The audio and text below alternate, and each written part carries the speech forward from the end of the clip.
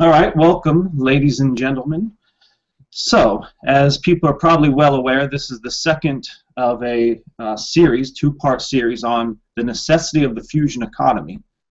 And for many of you, which I assume were on last week, who saw Leona present the first part, this will be... Can't hear you. Please unmute. Sure, it's there, right?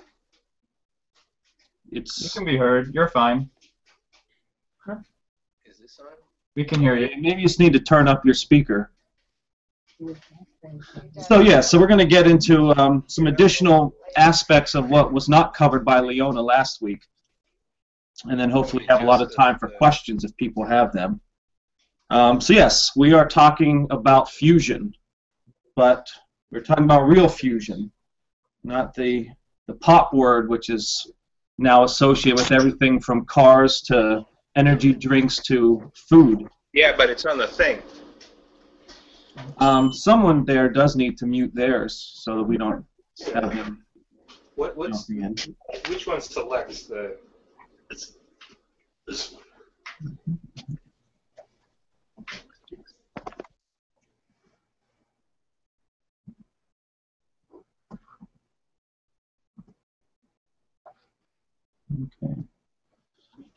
Okay, so we'll just get right into it here.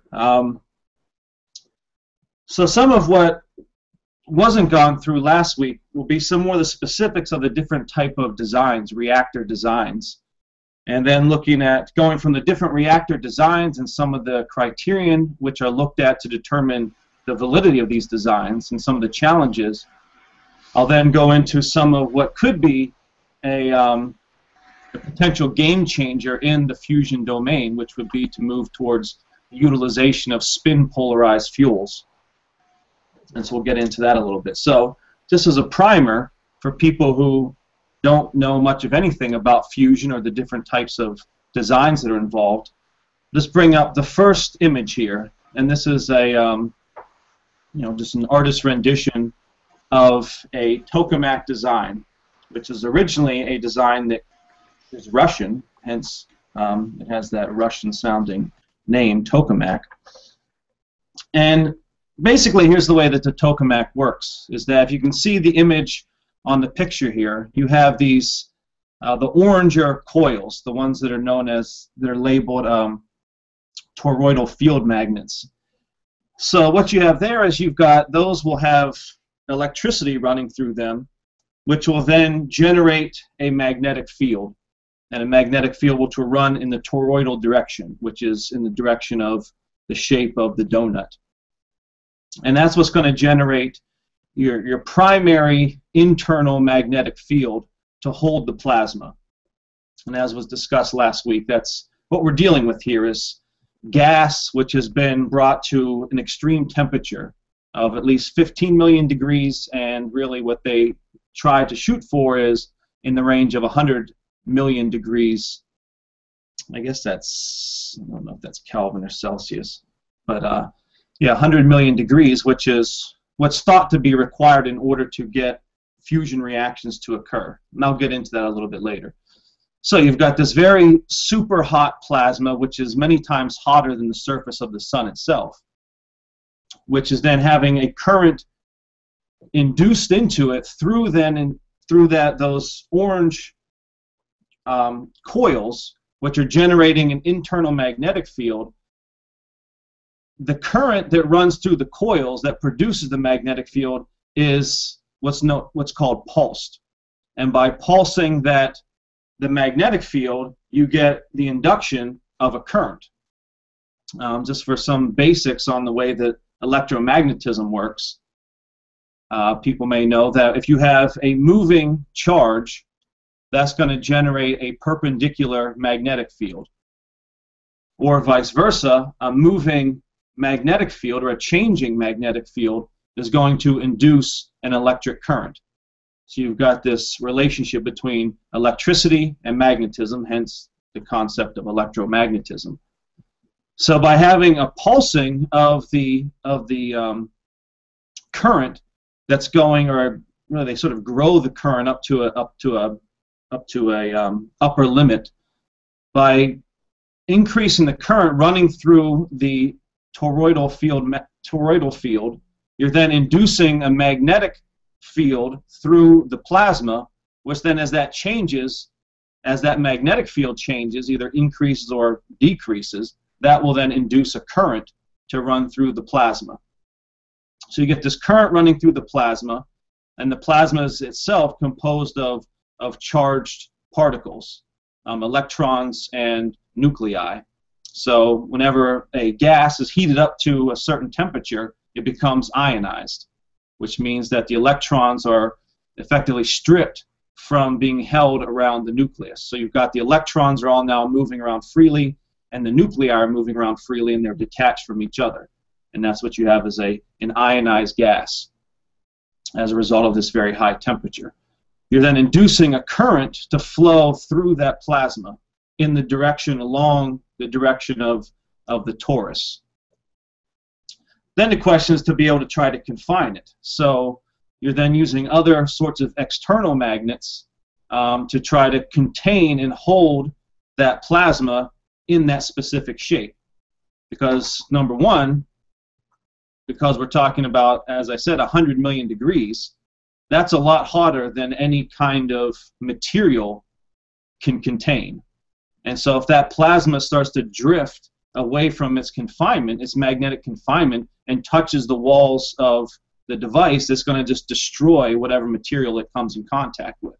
So that's obviously a serious concern, is you can't allow the plasma to drift towards the walls, because one, it's going to destroy the material, but it's also going to create the condition where the heat of the plasma is going to be very quickly dissipated. It's going to draw off the heat from the plasma at a very quick rate, and it's going to obviously destroy your ability to produce a fusion event.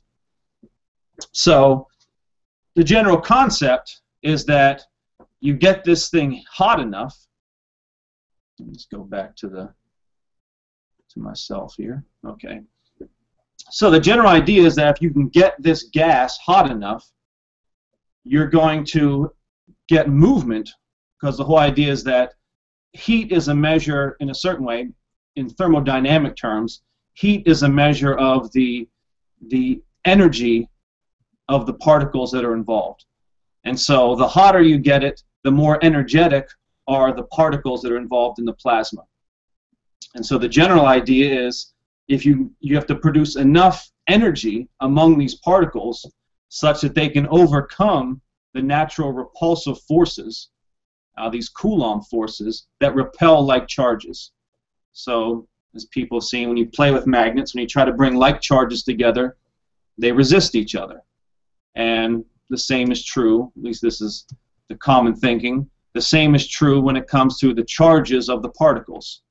That particles, either electrons have a negative charge, protons a positive charge, then a neutron has no charge, it's neutral. So whenever you're fusing two different, let me move to a different graphic here too.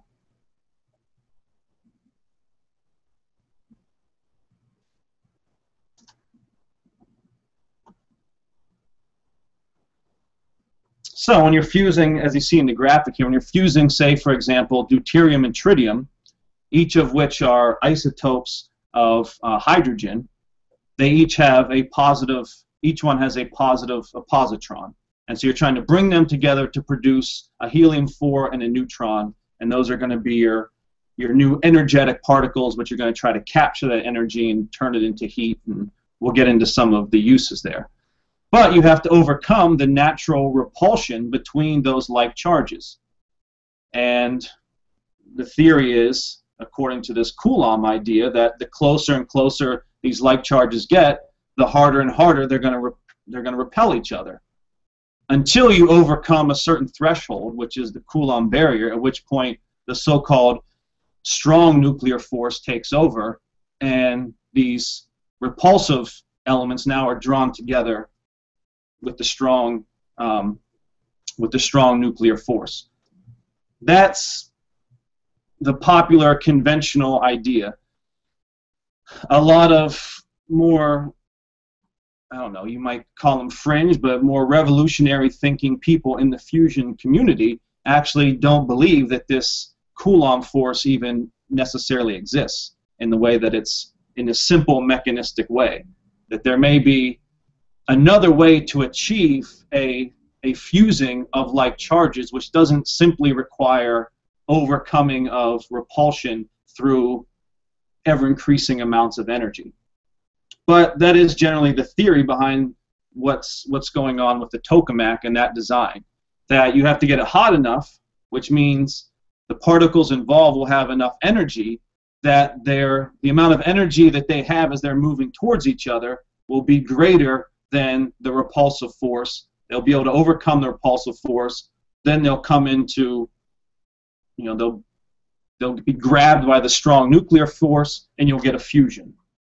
So you'll have your fusion event, and that will then liberate a lot of energy in the form of high energy neutrons, which are then going to fly off at extreme rates. For the deuterium-tritium, as I showed in that graphic, the idea is 17.6 mega electron volts will be generated by that reaction. So the idea of the tokamak then is you've got to be able to confine this thing, confine the plasma long enough and at high enough temperature to induce enough of these fusion events to occur, to then have it at a certain point, enough will occur that you'll get a kind of a chain reaction process where the thing will become, you'll reach ignition, or it'll be self-feeding. You'll no longer have to be pumping in external energy to maintain the temperature, but the fusion events themselves will produce enough heat to maintain sort of a chain reaction of this process, and that's where you start to get your excess energy. That would be a successful fusion design, to where you're getting more out than you're having to put in. Something which has not been achieved yet, which is why people have a lot of questions as to whether or not fusion is in fact feasible. But there have been a number of breakthroughs towards what would be break-even levels. And so let's go through some of the designs that are out there. Just for background, people have probably heard of ITER. This is the International Tokamak Experimental Reactor. This is the one being built in Europe and has contributions from nations from around the world. The Chinese, the Indians, Japan, the US, Germany, France, England, I want to say maybe Italy as well. Anyway, so it's an international collaboration to try to achieve fusion. And it's, people have maybe heard it's been plagued with a lot of problems of late in terms of budgeting issues, management issues, and there's a lot of, depending on who you ask, it's the worst idea in the world to some people say it's a very good idea. I think one of the best things about it is that it is creating a certain forum for collaboration on an international level. The problem is that it's sort of the only thing that's out there, and so in a sense, you're putting all of your eggs into one basket on an international scale, and it's not the kind of crash program approach that's going to be required to really achieve break-even and get to a point of feasibility of fusion. But nonetheless, you've got ITER, which right now their projection, and I don't know, someone in the studio audience can correct me if I'm wrong, but I think 2020 is whenever they're projecting for their what they call first plasma. Is that right? 2020. 2023? Okay, so it's been bumped back. It was 2020, now 2023. Just like everything of value, it's always the horizon is always pushed back. So 2023 is whenever they're projecting they will have first plasma. And what that really means is, sort of as the name implies, when they'll first actually start to heat a plasma within the test reactor. This says nothing about them actually achieving a fusion process. It just means that's the point at which they'll finally get a plasma in there and they'll start playing with it, heating it, manipulating it, what have you. From there, then it's just depending on the feedback they get from those initial experiments, they'll have to make then a new determination as to when they think they might actually get some sort of ignition process. And even as far as that goes, ITER will never itself even be used as a test reactor. They're going to then, from what they learn from ITER, the next step after that would be to build an actual test reactor, which would then be set up to try to achieve actual break-even. So it's, you know, this pathway that they're on is a rather slow, monotonous, and, you know, whatever pathway. But it is one, it does have some virtues. I'm not going to totally poo-poo it. I mean, for example, some of us saw there was a presentation in the Congress a couple months ago on the ITER project. It was presented by the head of the U.S. side of ITER. And he just went through what it is bringing to a lot of nations is it is creating a certain kind of front-end industrial capability. So, for example, ITER utilizes superconductive magnets. So what that means is that the magnetic coils, the ones that I pointed out in the image, are maintained at an extremely low temperature. I want to say somewhere around like 5 degrees Kelvin or something in that range, which whenever you bring certain materials down to that very, very cool temperature, current is able to flow through that material virtually resistance-free, which means that it's not creating heat through the friction of the flow of electricity through the material. So the virtue of that is that you can run a lot of current through these coils without producing an excessive amount of heat, which, you know, if it gets too hot, it actually starts to melt the material itself and produces all kinds of problems. So you tapping into this quantum principle of superconductivity, and I won't get into all that now, but it's an effect of certain properties of material when they're operating under quantum conditions. So whenever you lower a certain material to a very low temperature, the characteristics of the material change, and you get these kind of force-free type of interactions between the material and the flow of current. So they want to utilize superconductive magnets for ITER. That has meant that places like India, who are contributing one of their contributions to ITER, and that's how it works, is that each nation, they don't just give money, they give money, but that money goes into producing some element of the project. So one of the contributions from India, for example, is that they're producing some of the superconductive coils. That's good. It means India is actually developing a new type of front-end capability to develop these kinds of superconductive capabilities, which do play into other, they could use them for their own tokamak designs, but it can also, these have benefits for just energy transmission as one spin-off technology. Superconductive magnets also are very useful for maglev train operations. So by developing this capability to contribute to ITER, India is potentially developing an industry which they can spin off into all kinds of other fields. Energy transmission, maglev train utilization, what have you. So I think from that standpoint, ITER is good in that it is creating some of these potentials. Though limited and small in scale, it is producing some potentials in these nations around the world. Now, the place which is probably, in some respects, taking the lead on tokamak design and construction is China. People may have heard us say this before, but right now China is one of only 3 nations which has superconductive, which is using superconductivity for tokamak designs. The other being in Korea, South Korea, what there is known as K-Star, and they're also developing, I don't think it's actually up and running yet, but Japan is also developing a tokamak design which uses superconductive magnets. So, but the other one is China.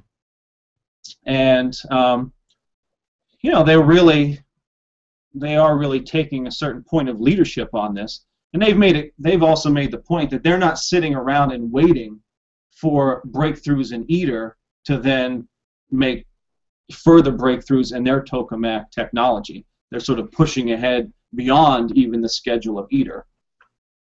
Now, there's some interesting aspects of that, which we'll actually get into. I'll just mention that we're pulling together a package of materials, of articles and exposés, what have you, on the whole helium-3 lunar mining perspective. And one of the articles that's in there that Megan Beats is working on, which goes into the suppression of fusion, you know, the history of the suppression of fusion, points out that the design, which was built in China, that has this advanced tokamak reactor, was actually a design that wasn't designed in China by Chinese engineers and scientists. It was actually designed by U.S. scientists here at the Princeton Plasma Physics Laboratory. I think, is that the BCX? Is that okay? I forget what the name of the design was, but it was, I mean, I think over 20 years ago or something, they had designed this new tokamak that utilized superconductive technology, but it wasn't actually used by the United States. It wasn't used by Princeton because of funding, and the Chinese said, hey, if you're not going to use it, we'd like to take a shot at it. Give us the designs, we'll build it, and we'll collaborate on testing with it. So it just sort of gives you an idea of kind of where the world is going right now. That the U.S. is obviously trailing off in a very negative direction, whereas in a lot of Asian nations, they're taking a certain point of leadership in the world to really push forward with front-end technology and these front-end investigations. And we'll get into that a little bit more in just a minute. So at the Chinese reactor, which is known as EAST, it stands for Experimental something Test Reactor, Tokamak Reactor. Anyway, I forget what it stands for. EAST, that's the name of their reactor, EAST, in China. They just realized in the recent period they had a breakthrough in terms of confinement time of creating this pulse. As I mentioned, you have to use these superconductive magnets to then generate a magnetic field, and then as you fluctuate that magnetic field, you're inducing a current, and that's sort of how you create the stabilized structure of this plasma, along with other magnetic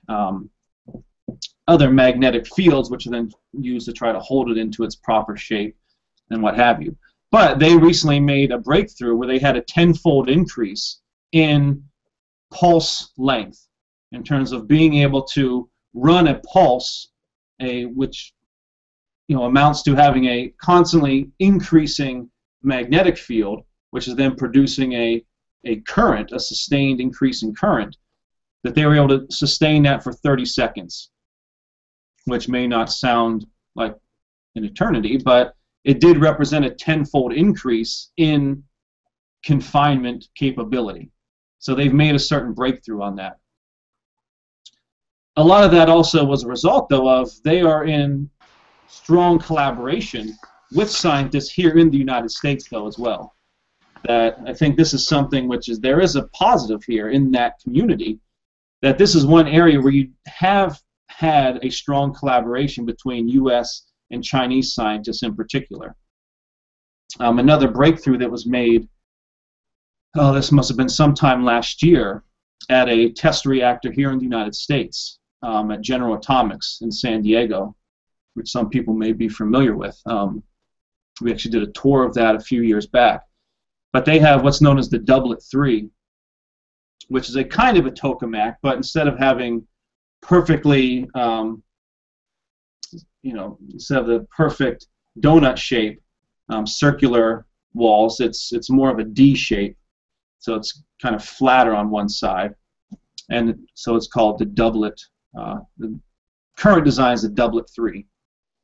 Anyways, they actually achieved something very surprising, but it was a very happy occurrence, in that the current that was ultimately the total current that was induced in the plasma.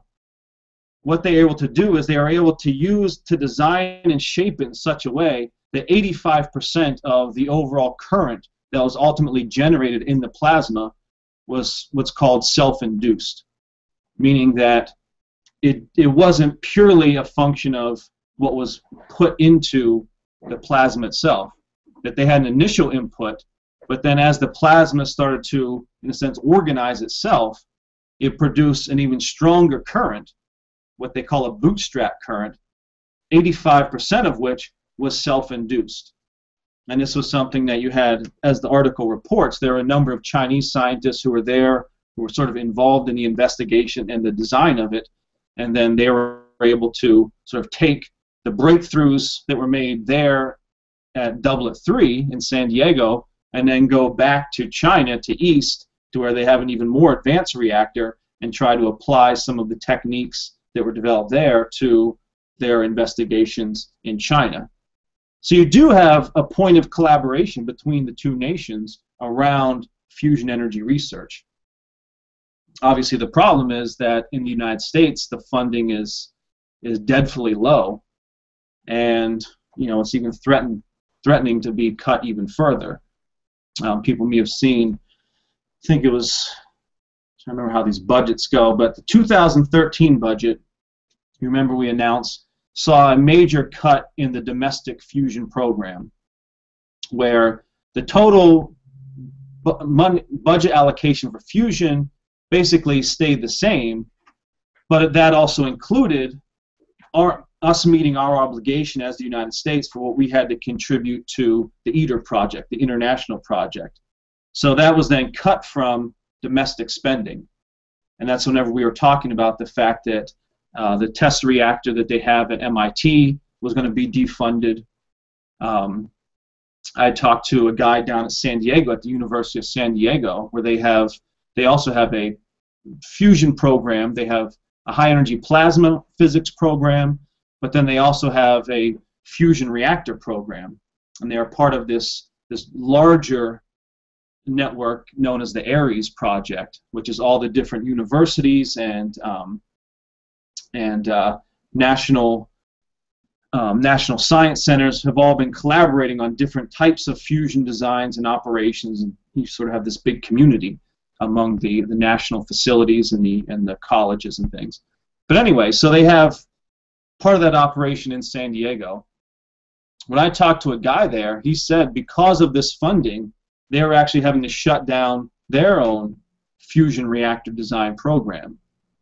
That they're still going to get funding for fundamental research in plasma physics, but they were no longer going to be receiving any funding for anything that was oriented towards an actual design.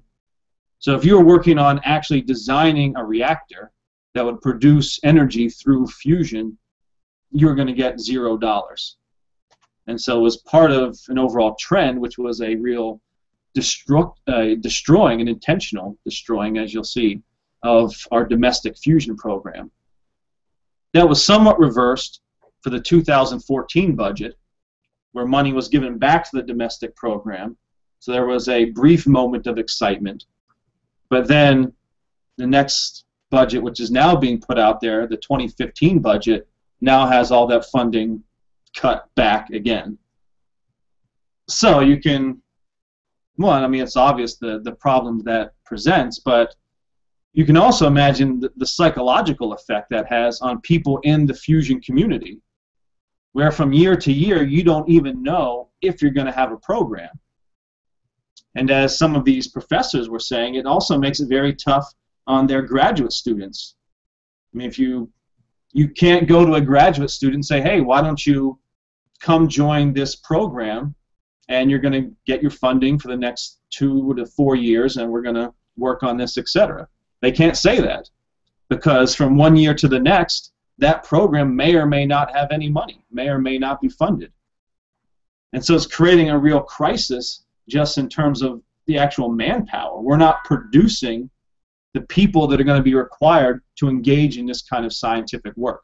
So that's one of the real dangers that we now face. But on the positive end, there is some real growing collaboration between the United States and China on fusion, and particularly around the tokamak design. And then I'll just mention one other thing too, in terms of the tokamak and how it works. The way they're able to get up to these kinds of temperatures, this 100 million degree temperatures, is that you have two, well, you have more than two, but you have two major categories of heating that occur. So the one is that the current that's induced in the plasma, that's moving through the plasma, it creates there's a friction there, right? There's a resistance to the flow of the current through that plasma, and that produces heating. That's ohm heating, and so that produces a certain amount of heat. But that has a limit to it, because the hotter the plasma gets, the lower the resistance to the flow of current is. So beyond a certain temperature, you no longer can count on the resistance of the flow of current to support an increase in heating. At that point, they then have to apply certain external sources for the heat. One would be neutral particle beam heating, where they pump particle beams into the plasma to get some acceleration and movement there. Another way is to use radio frequencies, where they'll tune radio frequencies to be coherent with the elements of the plasma, which will then, you'll get a heating through that. And so there's other ways of using frequency heating to get this thing, to bring it up to that temperature. And then ideally, ultimately, you want to get to the point where then you get a self-heating once fusion actually starts to take place on a consistent level. So that's the tokamak. The other main design that people have probably heard of, tokamak is magnetic confinement. The other one is inertial confinement fusion. And this is the process of using a very quick implosion of the fusion material to then induce a fusion reaction. And this is what you have at the National Ignition Facility. This is the one that uses lasers. I think it's 192, I think they use. I think that's what it is. Use 192 lasers. Oh, and I'll show a image, which I think a lot of people have seen.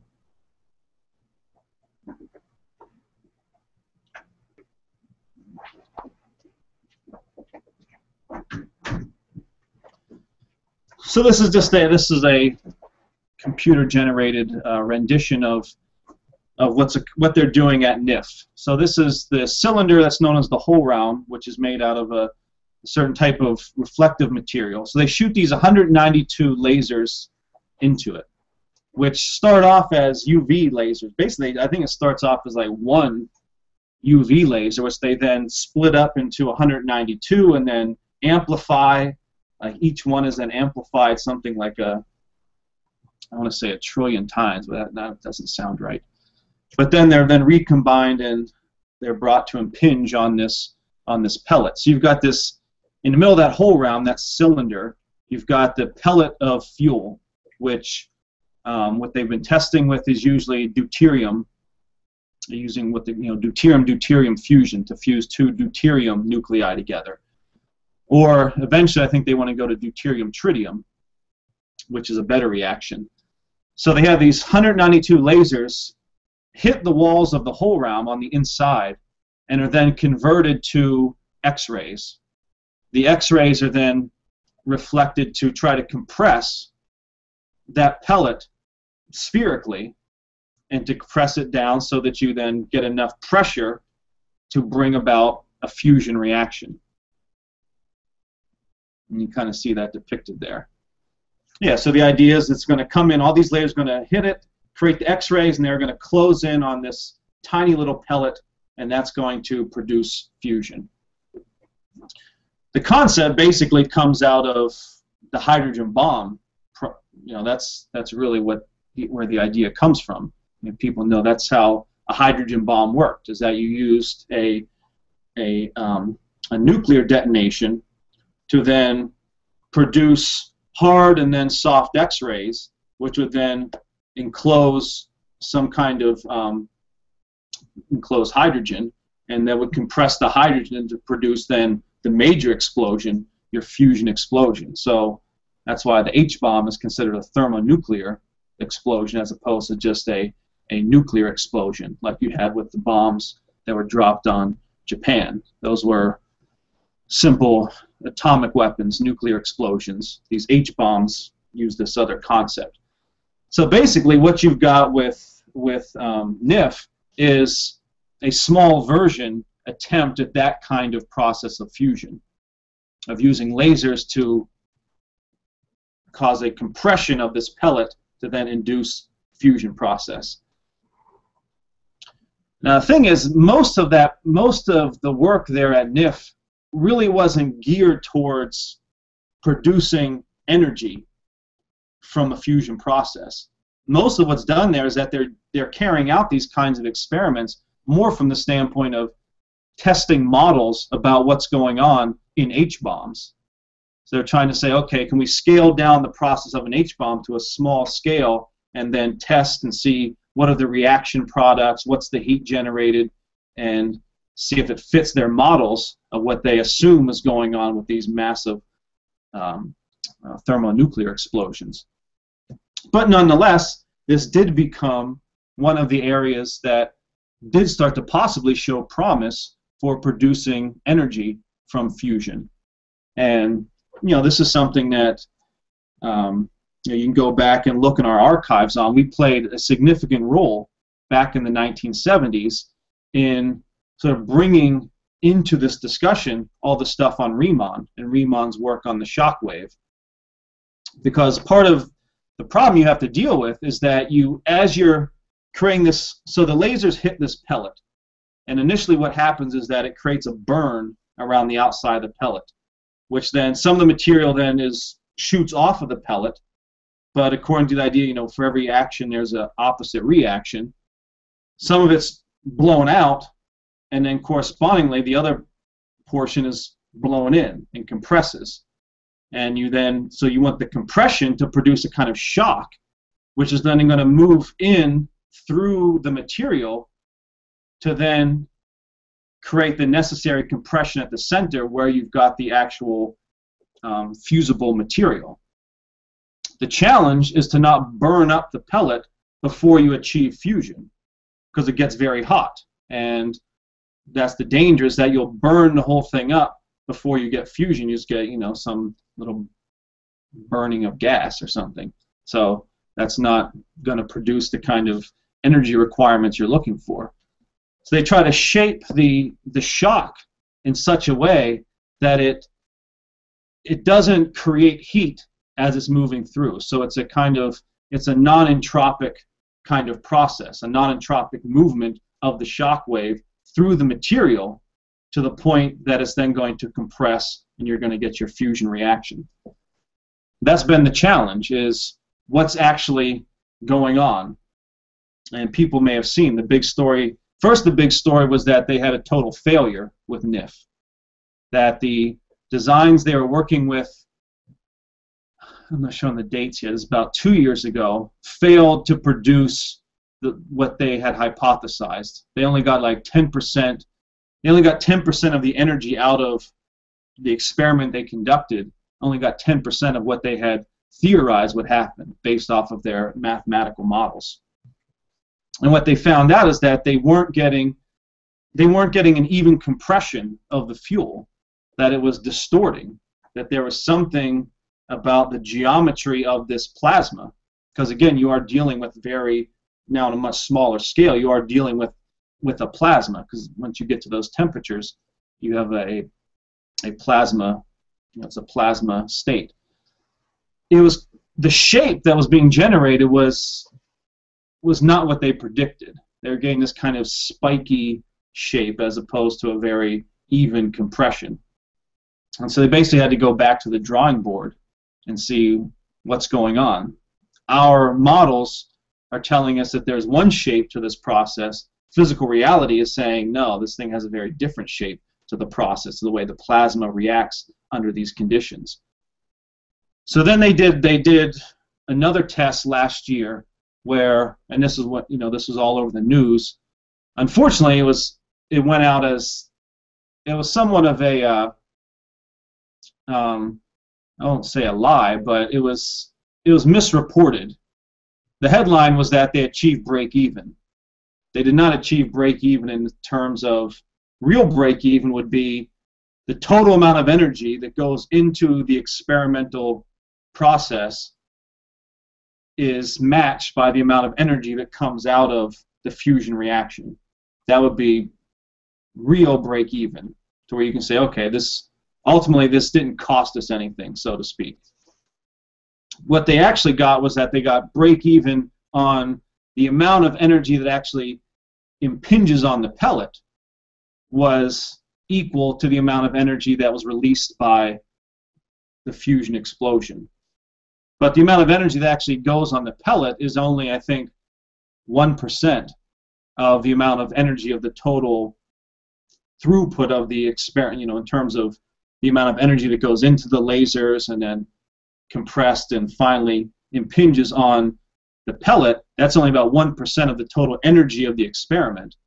So they did get break even there. And it did represent a certain achievement because it was above and beyond what they had predicted for this experiment. And it was based off of utilizing a new type of design for the pulse that they were using. They talk about what they call a high foot and a low foot pulse, which basically comes down to whether or not you have an initial high input pulse or whether or not you have an initial low input pulse followed by a higher pulse. And so they are able to achieve, this level of break even, but it wasn't. But what they're then all saying was that the kind of pulse they had to use is not the one they know they'll ultimately have to use in order to fully achieve the fusion process. So it's still kind of up in the air exactly where this is going to go and how viable it's going to be. They sort of know, they figured out some things, but in what they figured out and what they achieved, they had to go away from what they know ultimately is going to be the kind of shock pulse that they're going to have to use to achieve this fusion reaction. And so we'll see where that goes. The other type of design that's similar to this, which is not being done at NIF, but which is being played around with by other facilities, is what's known as the fast ignition, which uses an initial compression of a pellet followed by a really hard shock from a laser. Typically it would be like a petawatt laser, which is, I think that's like 1 billion watts. And we've talked about this before, but your petawatt lasers, these are ones that that use a pulse which has a length of a femtosecond, which is 1/1,000,000th of a billionth of a second, and which, because you're compressing, you're taking energy over time is what gives you your power. So you're taking, a relatively small amount of energy, the amount of energy that's used by a typical light bulb burning for a minute or so. That amount of energy, fairly little amount of energy, but you're expending it over 1/1,000,000th of a billionth of a second. So the power that's generated is off the charts. And they've calculated that the power of just one of these pulses is greater than 1,200 times the entire power of the United States electrical grid for that moment in time. So for that moment of time, that pulse has more power, 1,200 times more power than the entire U.S. electrical grid. And so the fast ignition would then utilize one of these powerful shocks from a petawatt laser as sort of your last initial trigger to produce fusion. So that is being worked on as well. So what I want to get into now is that, so those are your mainstream designs. You've got other ones which I think Leona touched on last week, like for some of the older members, you might remember we had a guy in the movement, Eric Lerner, who is now, he has a facility in is it Lawrenceville, I think it is, in New Jersey. Mm-hmm. And basically what he's done is he just kept going with the work that people like Winston Bostick were developing. And Bostick was developing a design which was try to take advantage of the natural self-developing characteristics of these plasmas. So their design utilizes creating a kind of Z-pinch, which is not a, as Jason likes to say, it's not a French term, that's not Z-pinch, but it's a Z-pinch, where it uses very strong electric currents to, in a sense, squeeze a plasma into a certain kind of donut-like shape. But, you know, I mean, these are small. These are not Tokamak-sized donut shapes. These are smaller shapes. And within these plasmas, you get the formation of these filaments, these kind of like what you would liken to you know, a vortex structure, almost like mini tornadoes throughout within this plasma. And then you get a process where as these tornadoes, these vortexes are drawn towards each other, they sort of self-collapse upon each other, and you produce a very dense current, a very dense magnetic and electric current. And it's that density of current which is then, the thought is that that's where you'll then get these fusion reactions will occur in these very dense moments of the plasma. But all of which come about as sort of the natural characteristics of the way the plasma will move. So it's a self-developing kind of structure, which will then ultimately lead to a fusion reaction. And so that was something, this is what Wells was developing, this is what Bostick was working on, and Lerner, who had worked with these guys in some capacity in the movement, basically just took their designs, their ideas, and just kept following through with it, and now has a design which they seem confident that they can get to work if they just get the proper funding for certain electrodes that they need and what have you. So there are some other designs that are out there. One problem that those designs have, to an extent, and it's sort of the mentality of it, is similar to the kind of mentality you see emerging now around some of the breakthroughs in cold fusion, which is that the mentality is basically to produce a small energy generator for, and that's what they'll talk about, for heating your home, heating the water in your house, for, you know, basically domestic purposes. And so it's still trapped within a certain kind of consumer-based idea of the economy. That, well, we can use fusion because it's clean energy, it doesn't produce any CO2 or what have you, and it'll produce cheap electricity for all your home appliance needs. And that's sort of the way it's pitched. And it doesn't really get at the idea of the real virtue of having high energy flux dense types of power, in the sense of, you know, with these Tokamak and other designs. It's not simply that you'll want to generate electricity, it's that by bringing plasmas up to 100 million degrees, you could draw off some of that plasma for things like materials processing.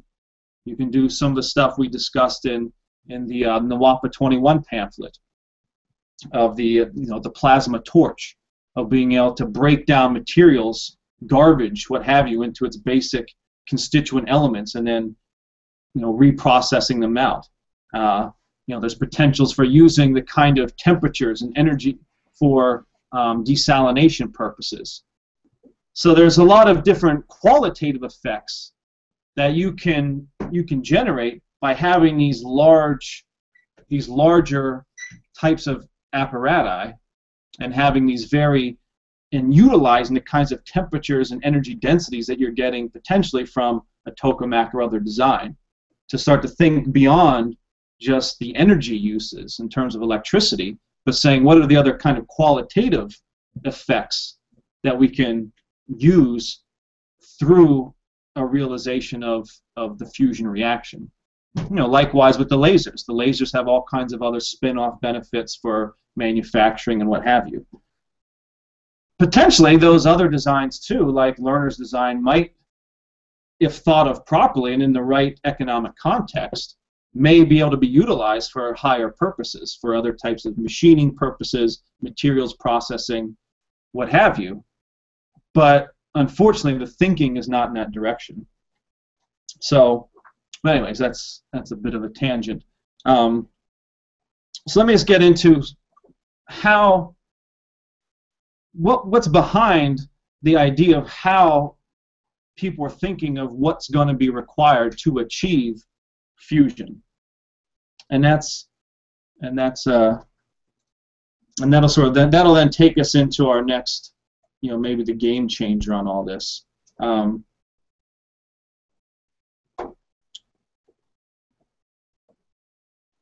So yeah, there we go.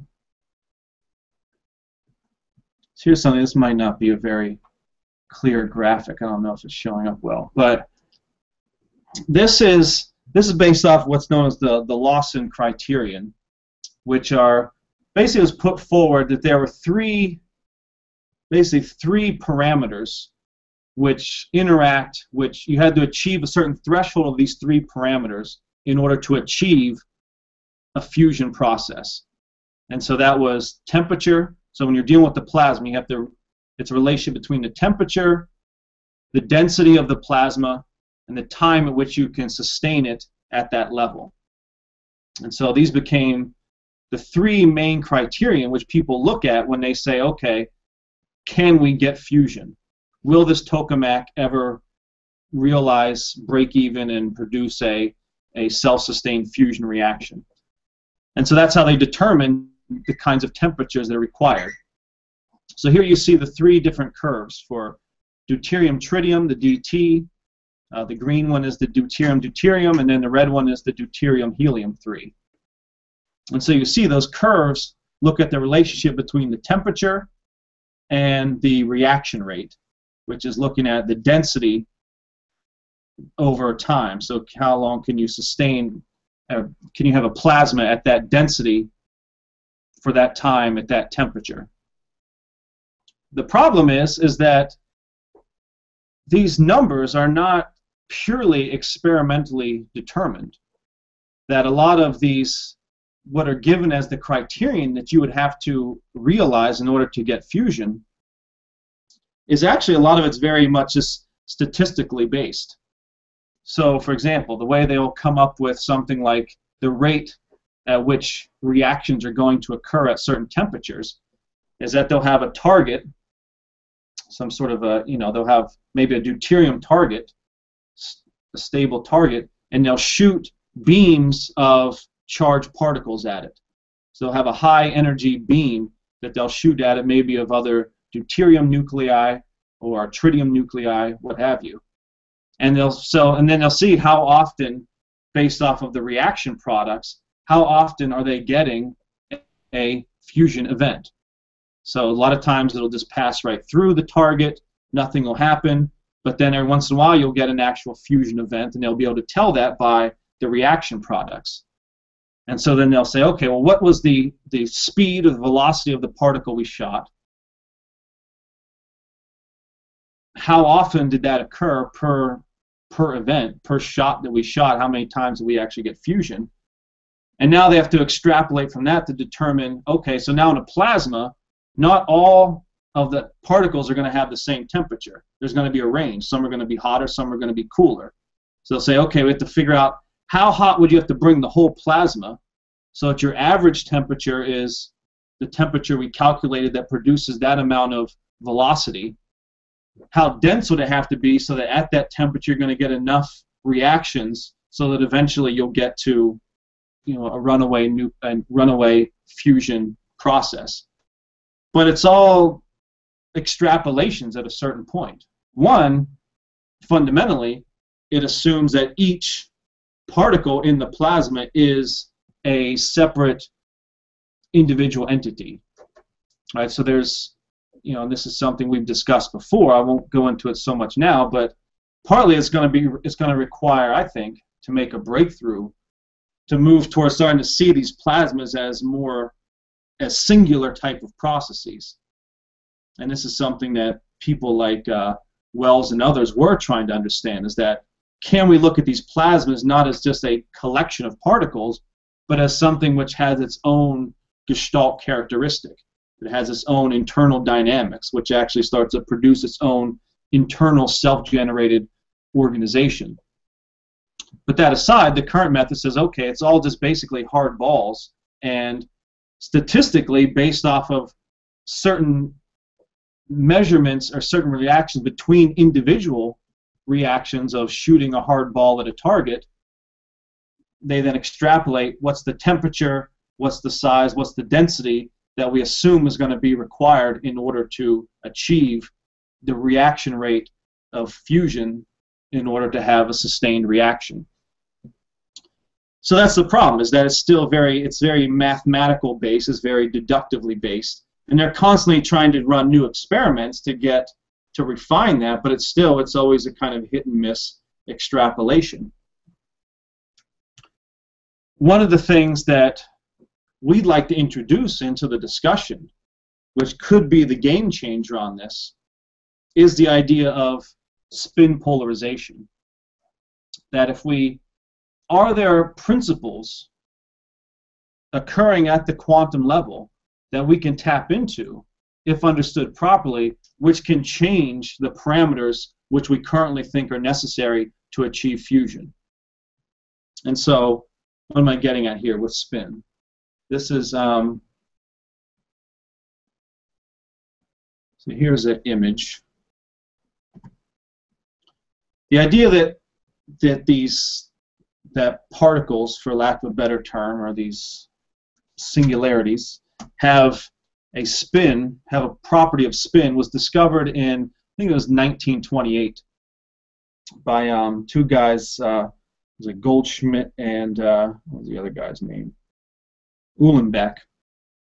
That effectively what they discovered was that electrons, protons, neutrons, all the fundamental elements have some inherent quality known as spin, which is a kind of magnetic property, a magnetic characteristic. I only say magnetic because it can be affected by a magnetic field. What exactly spin is, to be honest, no one really knows. All that's known is that these particles have an inherent quality. They have a it's like charge. An electron has a negative charge. It never has half that, it never has double that, it never has a quarter of that. It always has its fundamental characteristic known as charge. And it doesn't have a source. So in other words, the charge on an electron is not the result of, say, smaller pieces inside the electron rubbing together that are then producing this charge, or that there's some kind of little mechanism inside the electron which is producing this effect known as charge. It's not a epiphenomenon of some other process. It's an inherent property of the electron or of the proton or what have you. Like cognition for a human being. Right? You don't, well, some would say this, but we wouldn't say that cognition is an effect of a other process. Cognition is not an effect of workings of the brain which then produce this effect we call creativity or cognition. Creativity is an inherent characteristic of the human being. It doesn't have a mechanical source. So in the same way, charge is like that. Spin is also like that. It doesn't have a mechanical source. So, and it was discovered because of things like what you're seeing here is an image of what's known as the Stern-Gerlach experiment, where basically they shot, as you can see, they shot some silver atoms through a magnetic field that deflected these atoms and onto a screen. Now, because you had this moving magnetic field, it was constantly fluctuating, this inhomogeneous magnetic field, what was predicted, according to classical mechanics, would be that you would get, as you can see sort of to the left, you'd get given enough shots, it would move towards this equal distribution along that line there. But what they actually found was that it went to one of two places, but always one of two places. No matter how the magnetic field changed or the strength or what have you, if it was going to be deflected, it was either going to be deflected, you know, for simplicity terms, up or down. It was going to have a spin up or a spin down. And so they were able to conclude that spin was a quantized property of the particle. That it wasn't, you know, you didn't get halves, well, you did, but you didn't get partial amounts of the spin. So, for example, there are two different types of particles, bosons and fermions, and I won't get into all that now, but they're distinguished by, one, the way they can occupy certain types of energy states. One type, the bosons are able to form into superfluids. Fermions are not, but that's a whole other story. But the thing is, they have different quantized spin levels. So I'll show this other graph. So deuterium is I think it's a boson, and it has a spin. It's not on this graphic, but I'll explain why I bring it up here. So deuterium will have a spin of either -1, 0, or 1. It's never going to have a spin value of 3/2 or, you know, 1/4 or anything. It's always going to be 1, 0, or -1. So it's quantized. You know, in the same way that charges, you either have charge, either positive or negative. It's not, or the electron either it's charged or it's not charged. You know, like, I mean, we find quantization. It's a characteristic of our universe. You know, you find that in music. You find that in the harmonic relationships of the planets. That's not arbitrary. It's not. There aren't an infinite number of potential values. It's the same thing that Planck discovered with the quantization of energy. The energy is always transmitted in a quantized form, and it's, you know, this is related to the Planck action. So here's the thing. So you have, and spin is a quantity which is conserved. So if you have a reaction, you have two different products. Each of them have their own spin amount. Whenever they come together and fuse and form certain elements and other things shoot off, whatever goes into it is also what's going to come out on the other end in terms of spin. So the total amount of spin of the elements that go into it is going to be the same as the total added amount of spin of the products that come out. So, for example, you've got, in the top case here, you've got deuterium and tritium. So deuterium has a spin of -1, 0, or 1. Tritium, which is a fermion, will have a spin of -1/2 or half. And that's the other thing, that spin also in certain cases of fermions will have either -1/2 or 1/2. And the bosons will have -1, 0, or 1. So when these two things, so a deuterium and a tritium are going to have, one's going to have a spin of either -1, 0, or 1. The tritium's going to have a spin of -1/2 or 1/2. When they fuse together, they're initially, though you see here you have it breaking up into a neutron and a helium-4, for a very small moment of time, you're actually going to have a helium-5, which is going to be two protons and 3 neutrons. That helium-5 is going to have a total spin of 3/2, and that's a conserved quantity. So to have an event whose reaction has a spin of 3/2, that means the products that go into it have to equal 3/2. So if your deuterium has, say, for example, a spin of 1, then your tritium is going to have its spin be 1/2, so that the two together produce your 3/2 spin in your product. And otherwise, spin is randomly sort of distributed. If you have a collection of deuterium and tritium and whatnot, it's sort of random whether it's going to have a 1 or a -1 or a 0, or the tritium's going to have a -1/2 or a +1/2. And so that's going to play into how often you get these reactions, because only reactions where the spin in is equal to the spin of the product that comes out are you going to get a fusion event. So the idea is that if you can get the fuel that goes into your process to be aligned in terms of their spin, so that your deuterium all have, say, a spin of 1, that you've reduced all your deuterium or isolated only those that have the spin of 1, say, as opposed to 0 or -1, and you've reduced all your tritium to only ones who have a spin of +1/2 as opposed to -1/2, you're going to be able to increase the likelihood, so to speak. You're going to increase the potential for those two elements to fuse together. Whereas if their spins were not aligned, you're just not going to get the fusion reaction. So whereas now you're looking at a collection of all randomly assorted spins among these particles in the plasma, if you can orient the spin of the fuel, you can potentially drastically reduce the criterion that are required to produce the fusion reaction.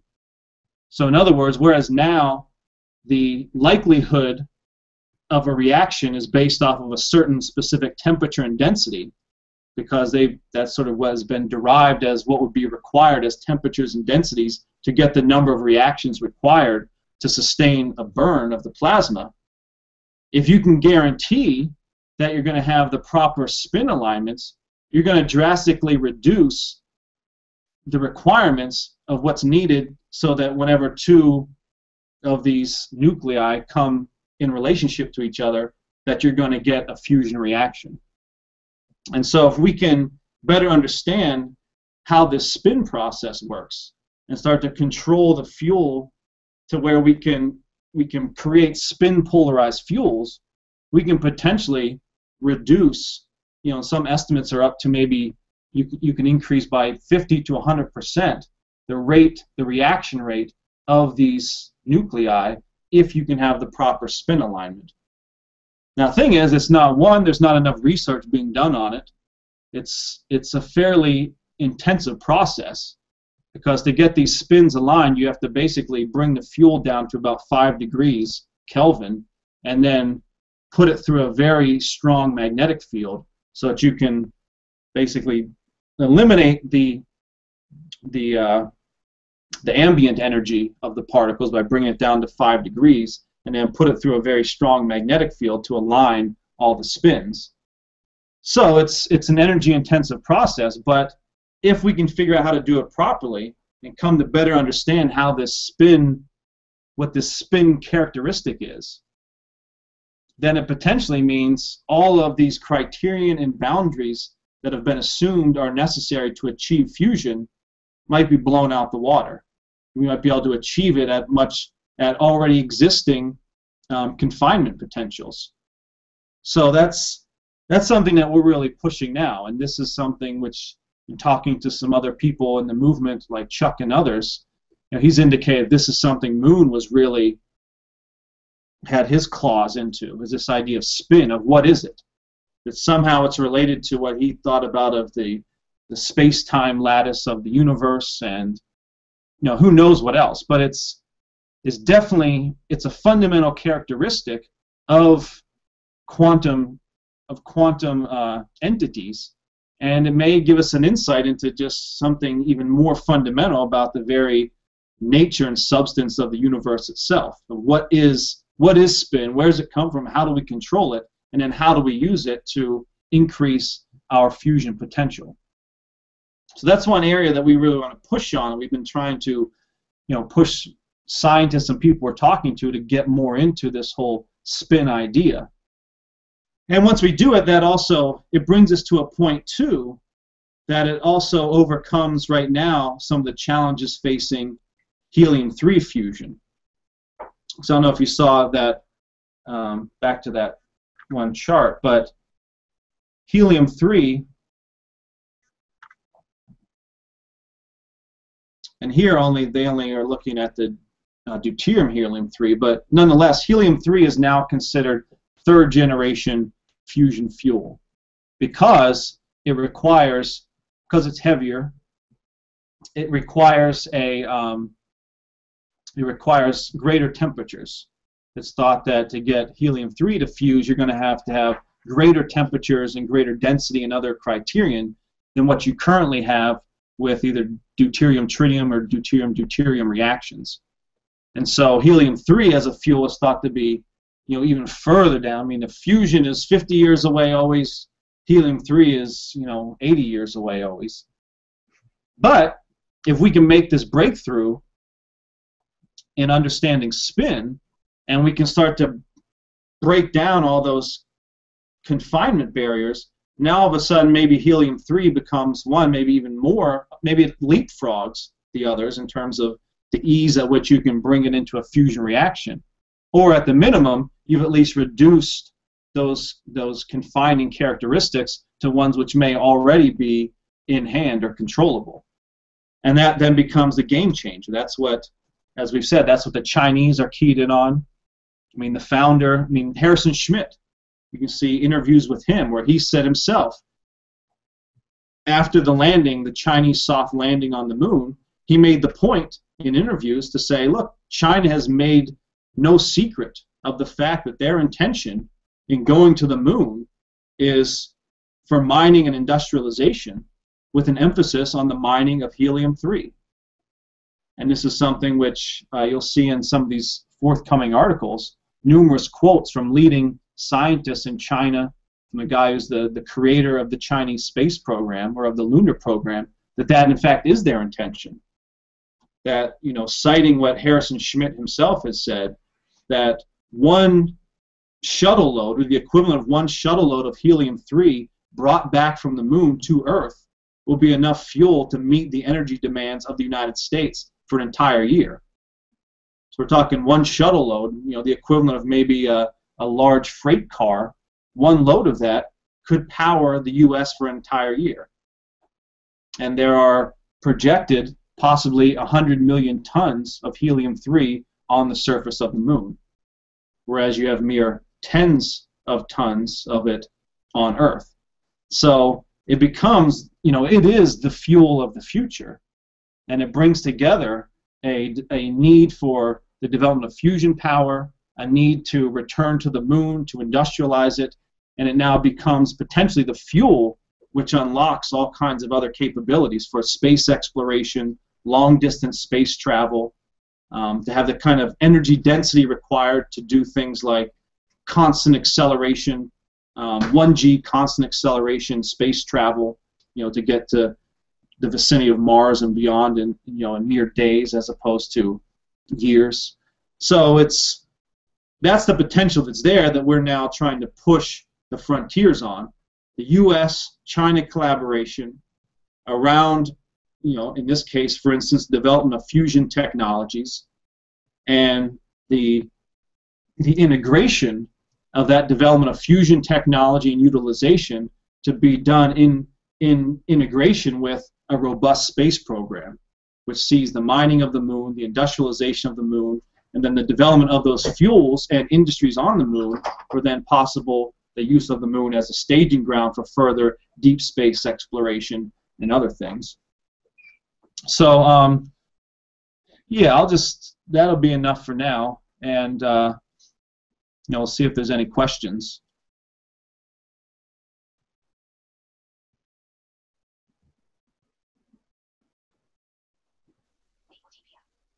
Hey, Cody? Yeah. Have you guys also done any research into like Migma and Crossfire configurations in Fusion? No, I'm not even sure what exactly is that. Well, the Migma was a neutronic fusion proposed back in the 1970s by Bogdan Maglich, and it was more of a linear setup. Mm-hmm. And Crossfire basically takes that and creates several linear interactions with the plasma, sort of like it sort of has elements of both magnetic and inertial confinement. But you could find some stuff about it, but it never really got funded, so not much was done with it. Okay, I'll look into it. What is it again?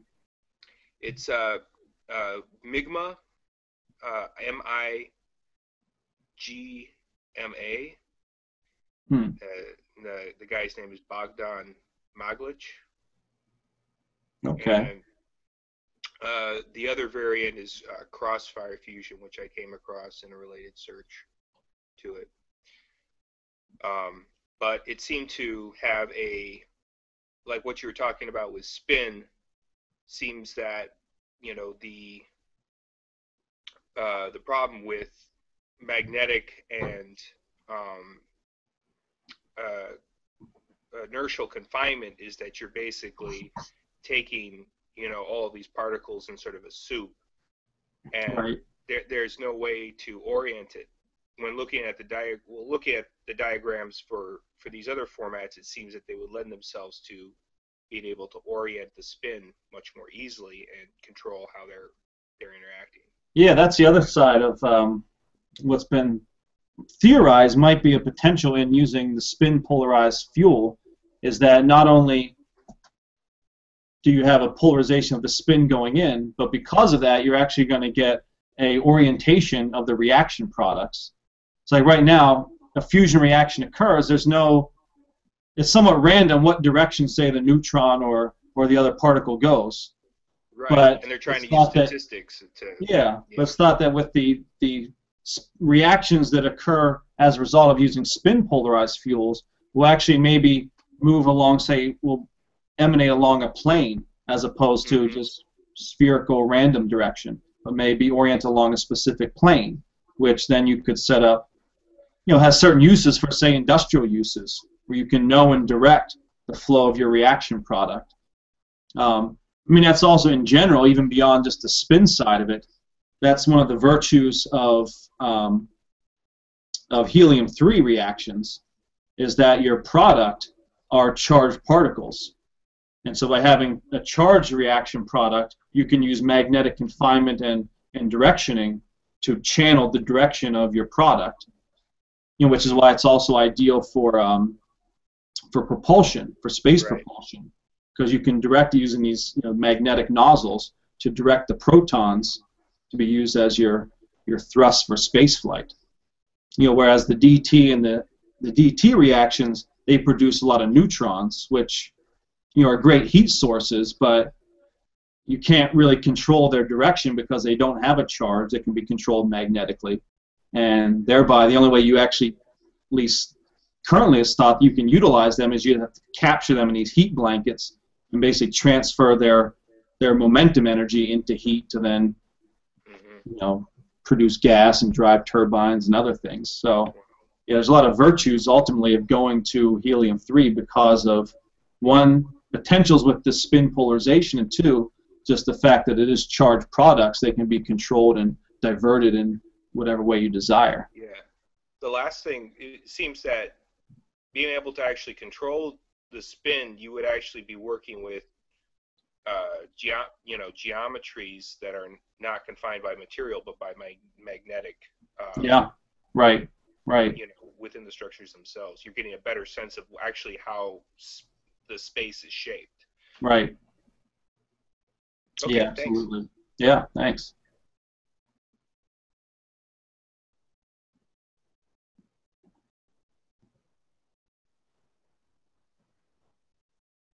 If anyone, I don't know how to unmute. I can't unmute any of these. If anyone's trying to speak, I don't know. Oh, they can. Okay.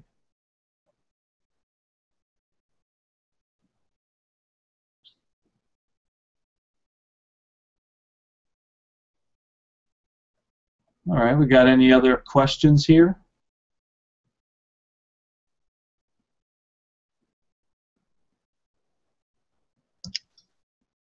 Hi there. I don't know if you can see my question on there or if you can hear me right now. I can hear you. Okay. Who is this? I can't see who it is though. Already. Oh, okay. Anastasia. Okay. Yeah. Yep. So I've heard that that fusion can create its own fuel. So I wanted to know if that's true or if that's part of what you're talking about with the helium-3 process. Mm-hmm. That it can create its own fuel? What do you mean by that? I'm not sure. I'm not sure either. That's why I'm asking. Oh, like yeah, maybe some kind of a breeding reaction. Is that? Yeah, I'm not sure. To look more, do you know anything? What's that? Yeah. Yeah, they do make the tritium out of lithium. That's I mean that's one of the designs that I think they showed us this whenever we went to the Princeton facility. Is that they use I think they use a lithium. They'll use a certain lithium coating in the blanket, right? Where they capture the neutrons, and the lithium can be then transmuted into tritium, which then the tritium can be fed back in for these deuterium-tritium reactions. So that's one thing that I've seen and heard about, but beyond that, I'm not sure. I just have to look more into that.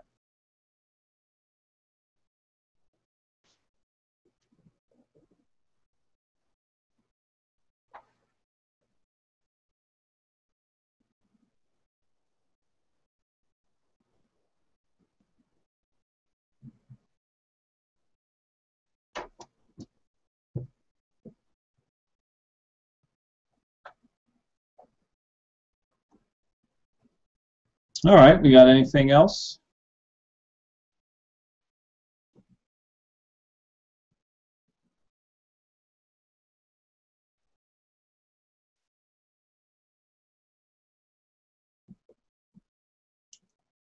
Okay, we'll start to count down. Going once, going twice. Okay, we're free.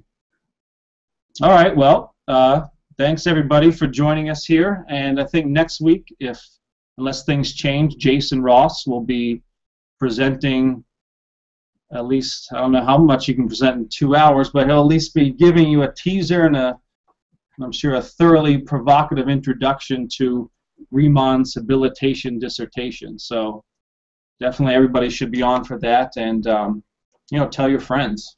He also asked that people watch the video on the website. He made a video on it? Oh yeah, and he also has asked people to watch the video that he made. It's probably going back almost 2 years now on the habilitation. It's on the basement page if people can't find it. Or if you can't find it, then contact Jason. All right, see everybody later.